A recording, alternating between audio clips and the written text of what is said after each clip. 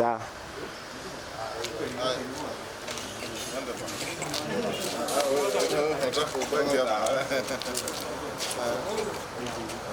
Sio kitu imetosha.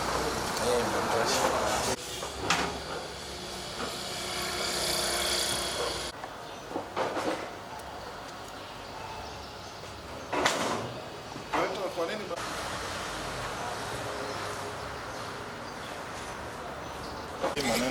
Alafu tunakuwa kama tunapenda. Moja si watu wache kusema neno. Haya, hii kitu imeisha. Tunataka kusema ni asante kwa sababu hiyo ndio kamati tumekuwa tukisubiri na tumekuwa tukilia, tumekuwa tukiongea ili kamati ikaweze kubuniwa. Na sasa president, vile kamati hii imeweza kubuniwa, tunataka kusema kama waadhiriwa wa 20728 tena kama kiongozi wao ya kuwa tunataka hii kamati ikibuniwa isiwe ni 2017 peke yake kukuja mbele, lakini ianze 207, 28, 2017 mpaka wa leo hivi majuzi, kwa maana watu wote waliadhirika, na watu wenye waliadhirika zaidi ni watu wa 207. Tunapofanya ridhaa, tufanye ridhaa kwa watu wote, waadhiriwa wote.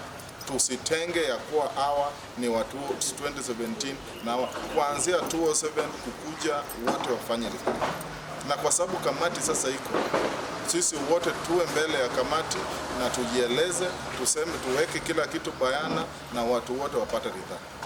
Kwa maana kama tutapata ridhaa itakuwa ni mambo ya ubaguzi, itakuwa ni kupenda wengine kuliko wengine. Lakini tunasema katika hiyo kamati pia kipatikane mmoja au wawili ya wakilishi ya waadhiriwa wenye waliadhirika, pia wakae katika hiyo kamati, ili mambo yao inapoongelelewa, inapopangwa mambo jinsi ya kufanya fidia, pia wawe part and parcel, kwa sababu watu washakuwa wakiumia na kuumia, lakini nimeona rais umesikia kilio cha wananchi na unaenda kutekeleza wajibu wako, kasi yako itaenda kufanyika kama ulivyopanga. Nikiomba tu ile kamati iliyoteuliwa ichukue shukani na ianze kazi pamoja na kilio cha wananchi, vile mambo ilianza kusemekana kuanzia mwanzo mpaka mwisho, ifanyike hivyo.